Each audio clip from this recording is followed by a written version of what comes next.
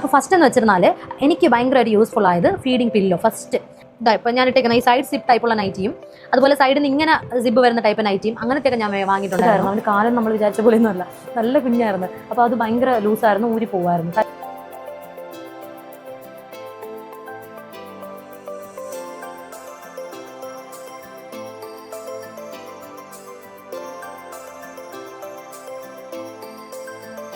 Hello guys, welcome back to our YouTube channel.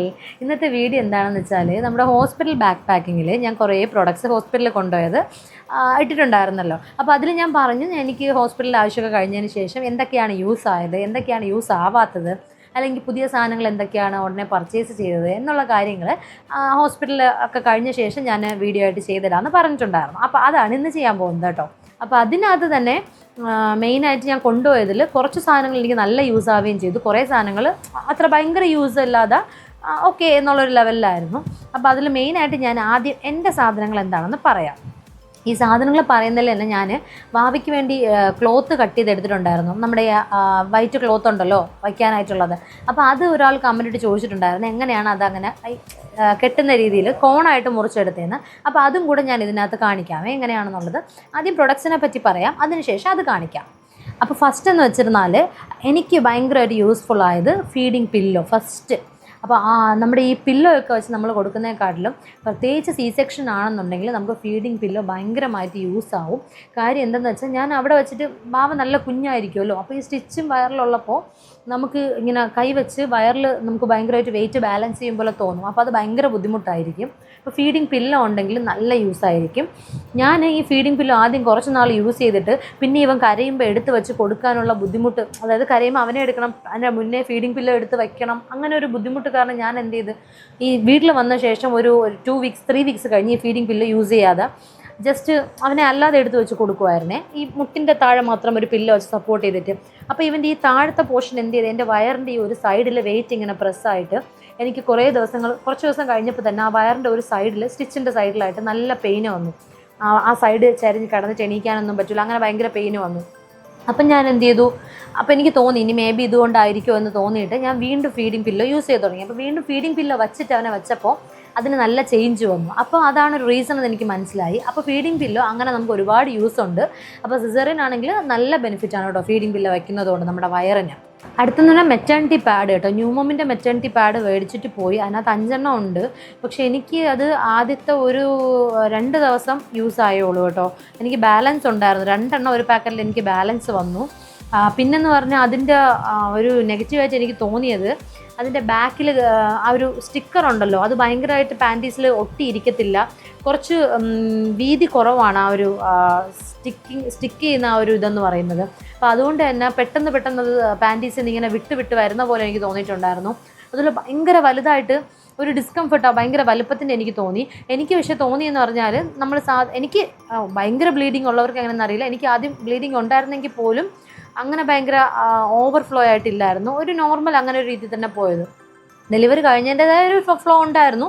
പക്ഷേ എന്നാലും എനിക്ക് ഫീൽ ചെയ്ത് നോർമൽ നമ്മുടെ ഒരു എക്സൽ പാഡ് നമ്മൾ എപ്പോഴും യൂസ് ചെയ്യുന്ന എക്സൽ പാഡ് വെച്ചാലും ഓക്കെ ആയിരിക്കും എന്നുള്ളതാണ് എനിക്ക് തോന്നിയത്. ചിലപ്പോൾ ഒരു 2-3 hours കൂടുമ്പം ചേഞ്ച് ചെയ്യേണ്ടി വരും, എന്നിരുന്നാലും അത് ഓക്കെ ആണെന്ന് എനിക്ക് ഫീൽ ചെയ്തു. അതുകൊണ്ട് തന്നെ എനിക്ക് ബാലൻസ് വന്നു. 2-3 ഞാൻ യൂസ് ചെയ്തിട്ട് ബാക്കി 2 എണ്ണമൊക്കെ ബാലൻസ് വന്നായിരുന്നു. അപ്പോൾ അതിനുശേഷം ഞാൻ യൂസ് ചെയ്തത് എൻ്റെ സാധാരണ ഞാൻ സ്റ്റേഫ്രീയുടെ യൂസ് ചെയ്തുകൊണ്ടിരുന്ന ആ ബ്രാൻഡിൻ്റെ തന്നെ എക്സലും ലാർജും ആണ് ഞാൻ പിന്നെ യൂസ് ചെയ്തത്. പിന്നെ ഏകദേശം 1 മന്തോളം ബ്ലീഡിങ് ഉണ്ടായിരുന്നു. അത് കഴിഞ്ഞ് ഇടയ്ക്കിടയ്ക്ക് വന്നു പോകുമായിരുന്നു. അപ്പോൾ ആ ടൈമിലൊക്കെ ഞാൻ എൻ്റെ നോർമൽ പാഡ് അത് യൂസ് ചെയ്തു. അപ്പോൾ ആദ്യത്തെ ഒരു കുറച്ച് ദിവസം ഈ ന്യൂമോമിൻ്റെത് ഭയങ്കരമായിട്ട് വേണ്ടി വരത്തുള്ളൂ. അത് അവരവരുടെ ആവശ്യം അല്ലെങ്കിൽ അത് നോക്കിയിട്ട് മേടിച്ചാൽ മതി എല്ലാവരും വാങ്ങുന്നുള്ളവർ. പിന്നെ എനിക്ക് വേണ്ടി കൊണ്ടുപോയത് അണ്ടർസ്കേർട്ട്. അത് അണ്ടർസ്കേർട്ട് എനിക്ക് യൂസ് ആയതേ ഇല്ല കേട്ടോ. കാര്യം ഈ സ്റ്റിച്ചും കാര്യങ്ങളും കൂടെ ഉള്ളതുകൊണ്ട് നമുക്ക് പാവാടയൊന്നും എടുത്ത് കെട്ടാനുള്ള സാഹചര്യം അതൊന്നും തോന്നിയൊന്നുമില്ല. നൈറ്റി തന്നെ ഇട്ടത്. അപ്പോൾ പിന്നെ അണ്ടർസ്കേർട്ടിൻ്റെ ആവശ്യമേ എനിക്ക് വന്നില്ല, ഞാൻ യൂസ് ചെയ്തുമില്ല. അപ്പോൾ എനിക്ക് തോന്നുന്നു ആവശ്യമുള്ളവർ എടുത്തോളൂ, അവരവരുടെ ആവശ്യം അനുസരിച്ചിട്ട്. എനിക്ക് യൂസ് ആയില്ല അണ്ടർസ്കേർട്ട്. പിന്നെ ഫ്രണ്ട് ഓപ്പൺ നൈറ്റിയാണ്. ഫ്രണ്ട് ഓപ്പൺ നൈറ്റി എന്ന് പറയുമ്പോൾ ഫുള്ള് നമ്മുടെ സിസേറിയന് വേണ്ടി ഫ്രണ്ട് ഫുൾ ഓപ്പണുള്ള നൈറ്റി എടുക്കില്ല, അത് ഞാൻ 2 എണ്ണം എടുത്തായിരുന്നു. പക്ഷേ എനിക്ക് തോന്നി സിസേറിയനല്ല നൈറ്റിയുടെ ആവശ്യമില്ല. കാര്യം ഡോക്ടർ വന്നിട്ട് എനിക്ക് സ്റ്റിച്ച് നോക്കാൻ വന്നത് സമയത്ത് ഞാൻ ആ ഫ്രണ്ട് ഓപ്പൺ നൈറ്റിയൊന്നും അല്ലായിരുന്നു ഇട്ടിട്ടുണ്ടായിരുന്നത്. അപ്പോൾ ഡോക്ടർ ജസ്റ്റ് വന്നിട്ട് നമ്മുടെ മറ്റേ നൈറ്റി തന്നെ അത് പൊക്കിയിട്ട് ബെഡ്ഷീറ്റ് എടുത്ത് കവർ ചെയ്തിട്ടാണ് സ്റ്റിച്ച് നോക്കിയിട്ടുണ്ടായിരുന്നത്. അപ്പോൾ അതുകൊണ്ട് അതെനിക്ക് യൂസ് ആയില്ല.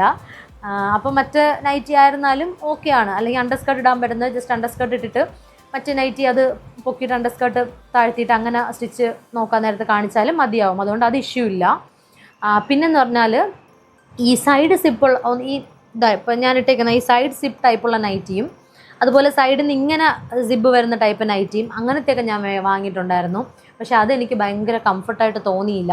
പകരം എനിക്ക് തോന്നിയത് സജസ്റ്റ് ചെയ്യുന്നതെന്ന് വെച്ചാൽ ഫ്രണ്ടിൽ ഓപ്പൺ ഇങ്ങനെ സിബ് വരുന്ന ടൈപ്പ് ഫ്രണ്ട് ഓപ്പൺ. ഇതിലാണെങ്കിൽ ചെറിയൊരു ഫ്രണ്ട് ഓപ്പൺ കൂടെ ഉണ്ട്. അപ്പോൾ ഈ ഫ്രണ്ട് ഓപ്പണുള്ള ആ സാധനം നൈറ്റി അങ്ങനത്തെ മാത്രം വാങ്ങിയാൽ മതിയാവും. അത് നല്ല യൂസാണ്. അത് കുറച്ച് ദൂരം ഓപ്പൺ അല്ലാതെ കുറച്ച് ലെങ്തി ആയിട്ട് താഴോട്ട് ഓപ്പൺ വരുന്നതാണെങ്കിൽ നമുക്ക് കുറച്ചുകൂടെ കംഫർട്ടായിരിക്കും. കാര്യം എനിക്ക് അങ്ങനത്തെ ഉണ്ടായിരുന്നു. അപ്പോൾ എനിക്ക് അതാണ് കൂടുതൽ കംഫർട്ടായിട്ട് തോന്നിയത് ആ ടൈമിൽ. അപ്പോൾ ഈ സൈഡ് സിബ് അത് പ്രിഫർ ചെയ്യുന്നില്ല ഞാൻ. പിന്നെ നമ്മുടെ ഈ ബനിയൻ ക്ലോത്തിൽ ഇങ്ങനെ ഇപ്പോഴത്തെ മെറ്റേണിറ്റിയുടെ ഫീഡിങ് ടൈപ്പ് ഡ്രസ്സ് ഉണ്ടല്ലോ വീട്ടിലിടുന്നത്, അതിങ്ങനെ പൊക്കിയിട്ട് കൊടുക്കുന്ന ടൈപ്പ്, അങ്ങനത്തെ ആയാലും കുഴപ്പമില്ല. ഞാൻ പക്ഷേ അത് വാങ്ങിയിട്ടുണ്ടായിരുന്നില്ല. നൈറ്റ് ഇതുപോലത്തെയാണ് ഞാൻ വാങ്ങിച്ചിട്ടുണ്ടായിരുന്നത്. അപ്പോൾ അത് അങ്ങനെ ഒരു മസ്റ്റായിട്ടുള്ള സാധനമല്ല. ഫ്രണ്ട് ഓപ്പൺ ആണ് ഏറ്റവും നല്ലതായിട്ട് എനിക്ക് തോന്നിയത്. ഓക്കെ അടുത്ത് ഭാവിക്ക് വേണ്ടിയിട്ട് കൊണ്ടുപോയതിൽ യൂസായത് സ്വാഡിൽ ക്ലോത്ത് എന്ന് പറഞ്ഞാൽ ഭയങ്കരമായിട്ട് യൂസായി.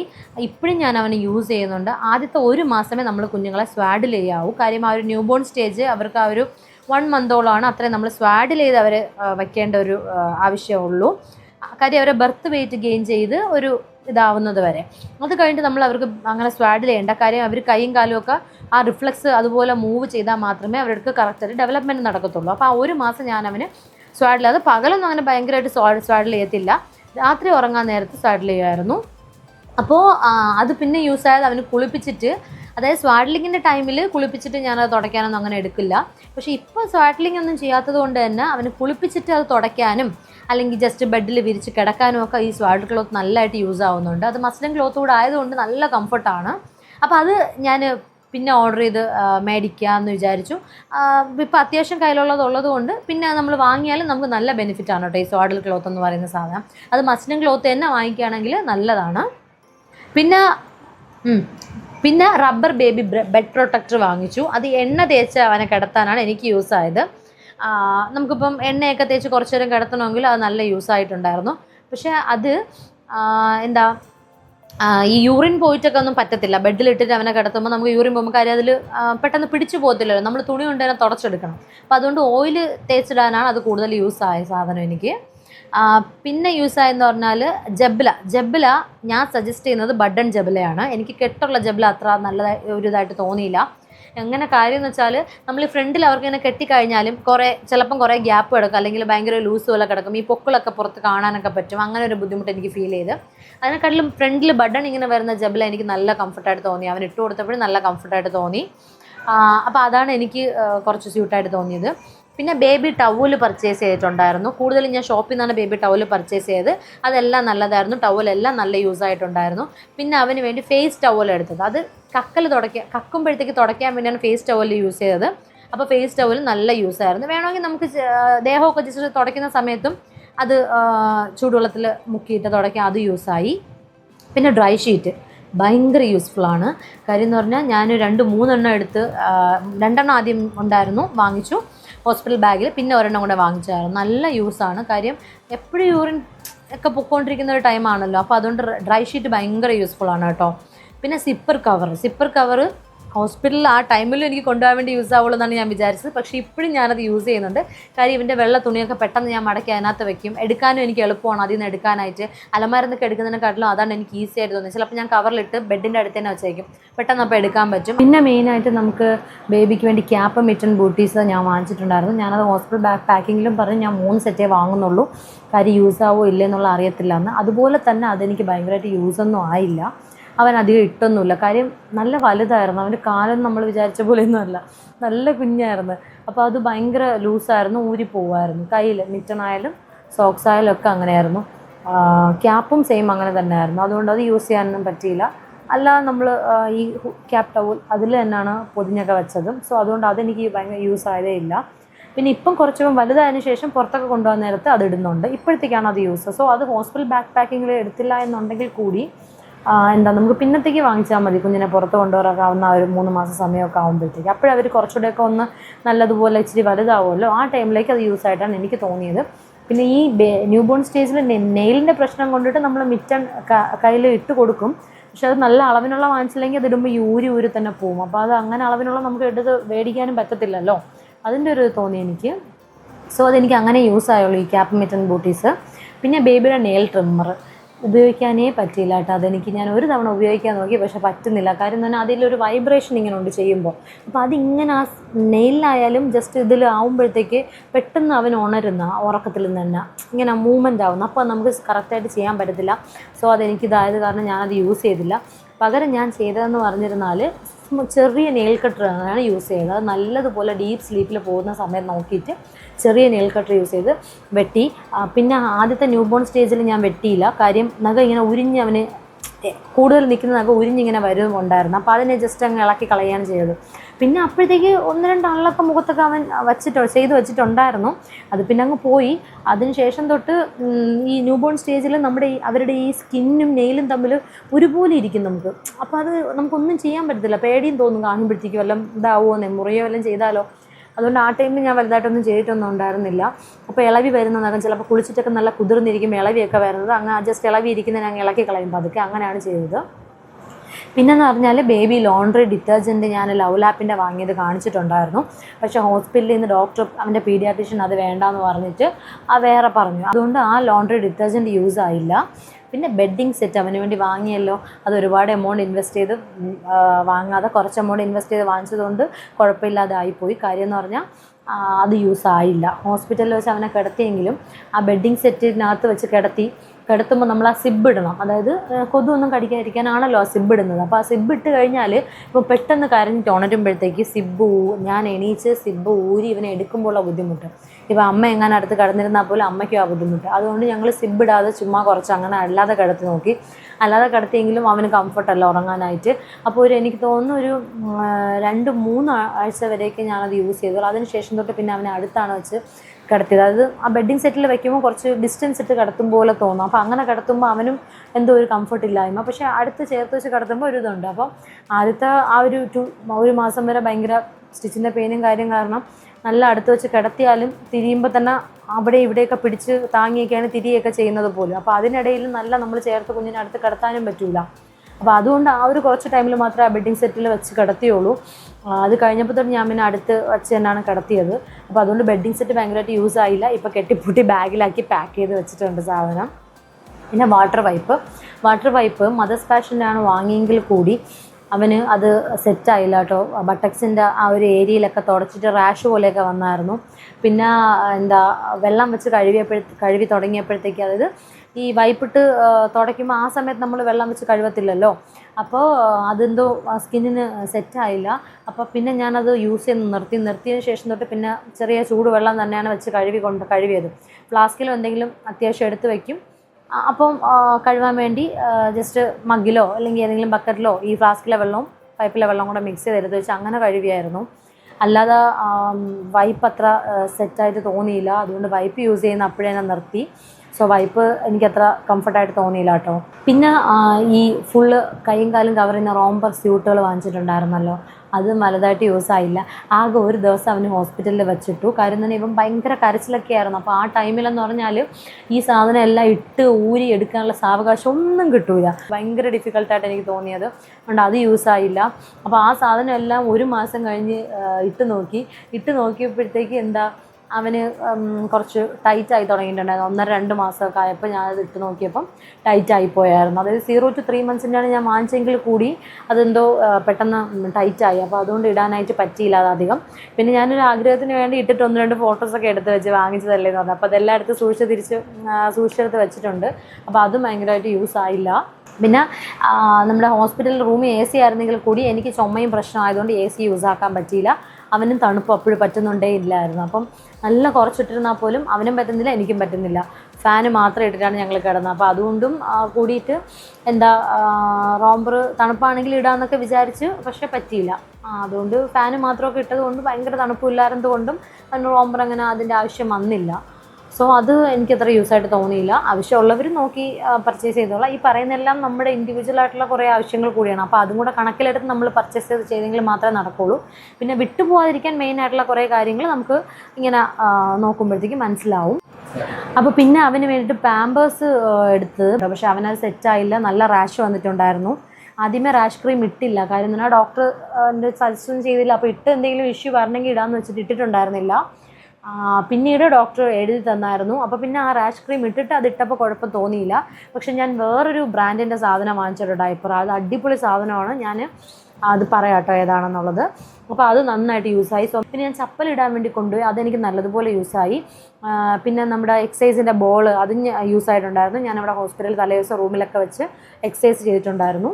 പിന്നെ ടിഷ്യൂ, സാനിറ്റൈസർ, ഫ്ലാസ്ക് അതൊക്കെ എനിക്ക് നല്ല യൂസായിട്ടുണ്ടായിരുന്നു. അപ്പോൾ എന്താ ഇനിയിപ്പോൾ ഞാൻ എങ്ങനെയാണ് നാപ്പിക്ക് വേണ്ടിയിട്ടുള്ള ക്ലോത്ത് കുഞ്ഞിന് വേണ്ടി കട്ട് ചെയ്യുക എന്നുള്ളത് കാണിച്ചു തരാം. ഞാൻ കോണായിട്ട് കട്ട് ചെയ്ത് കൊണ്ടുപോയത് വേറൊന്നുമല്ല, എടുത്ത് വെച്ച് കെട്ടാൻ നമുക്ക് എളുപ്പമായിരിക്കും, അതുകൊണ്ടാണ് കോണായിട്ട് കട്ട് ചെയ്തുകൊണ്ട് പോയത്, അല്ലെങ്കിൽ ഇത് ബുദ്ധിമുട്ടാവും. അപ്പോൾ ഇത് ഒരു വെള്ള മുണ്ടാണ് കേട്ടോ. അതിൻ്റെ ഈ കര എന്ത് ചെയ്യണം, കര കയറി എടുത്തിട്ട് കൊണ്ടുപോകണം, ഇല്ലെങ്കിൽ കരയൊക്കെ അവിടെ അവിടെ ആയിട്ട് കുത്തും. പിന്നെ അതുപോലെ സൈഡ് ഓരോന്നും കയറി എടുത്തിട്ട് തയ്ക്കുന്നത് വളരെ നല്ലതായിരിക്കും. കാര്യം ഇപ്പോൾ മഴയായപ്പോൾ ഞാൻ വേറൊരു മുണ്ട് കയറിയിട്ട് എടുത്തപ്പോൾ സൈഡൊന്നും തച്ചില്ല. അപ്പോൾ അത് നൂലിങ്ങനെ വന്നുകൊണ്ടിരിക്കും, കുഞ്ഞിൻ്റെ കയ്യിലും കാലിലും ഒക്കെ അതിങ്ങനെ ഉടക്കി പിടിച്ചുകൊണ്ടിരിക്കും. അപ്പോൾ ഫസ്റ്റ് ന്യൂ ബോൺ സ്റ്റേജിലൊക്കെ നമ്മളത് വയ്ക്കുമ്പോൾ അങ്ങനെ ഉടക്കിയൊക്കെ പിടിച്ചാൽ പെട്ടെന്ന് സ്കിന്നൊക്കെ മുറിയാൻ ചാൻസ് ഉണ്ട്. അതുകൊണ്ട് സ്റ്റിച്ച് ചെയ്തെടുക്കുന്നതാണ് എന്തുകൊണ്ടും ബെറ്റർ, ക്ലോത്ത് കട്ട് ചെയ്യുന്നത് എങ്ങനെയാണെന്ന് വെച്ചാൽ. അപ്പോൾ ഇത് ജസ്റ്റ് ഞാൻ അവന് യൂസ് ചെയ്യാൻ വേണ്ടിയിട്ടുള്ളൊരു ക്ലോത്ത് അല്ല, ജസ്റ്റ് അല്ലാതെ ഇങ്ങനെ വീഡിയോയ്ക്ക് വേണ്ടി കാണിക്കാൻ വേണ്ടിയിട്ട് എടുത്തതാണ്. അപ്പോൾ വെള്ള ക്ലോത്ത് എടുത്തിട്ട് നമ്മളിങ്ങനെ അതിന് എത്ര വീതിക്ക് വേണമെന്ന് വെച്ചാൽ നമ്മളതനുസരിച്ച് ഇങ്ങനെ ഒന്ന് മടക്കി എടുക്കുക. എന്നിട്ട് അതിൻ്റെ ഒരു കോർണർ എടുത്ത് ഇങ്ങനെ നോക്കണം, ഇങ്ങനെ കോണ് കറക്റ്റായിട്ട് ഇങ്ങനെ ആവുന്നത്.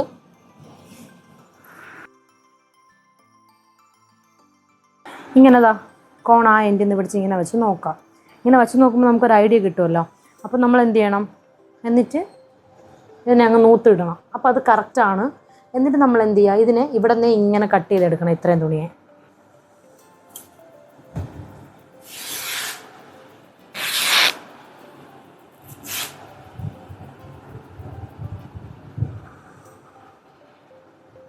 ഓക്കെ, ഇതിപ്പോൾ ഇങ്ങനെതാ കട്ടിക്ക് നമുക്ക് രണ്ടായിട്ട് കട്ടിയുള്ള നല്ല ഇതായിട്ട് എടുക്കണമെങ്കിൽ എങ്ങനെ ചെയ്യാം.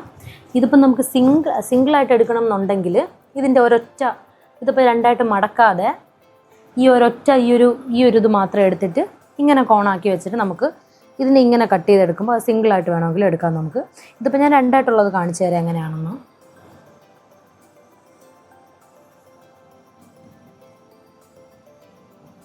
ഒന്നുകിൽ ഈ അറ്റത്ത് നിന്ന് ഇങ്ങോട്ട് മടക്കി കോണാക്കി നോക്കുക, അല്ലെങ്കിൽ ഈ അറ്റത്ത് നിന്ന് ഇങ്ങോട്ട് മടക്കുക. അതെങ്ങനെയാണെന്ന് വെച്ചാൽ നമുക്ക് സൗകര്യം പോലെ ചെയ്യാം.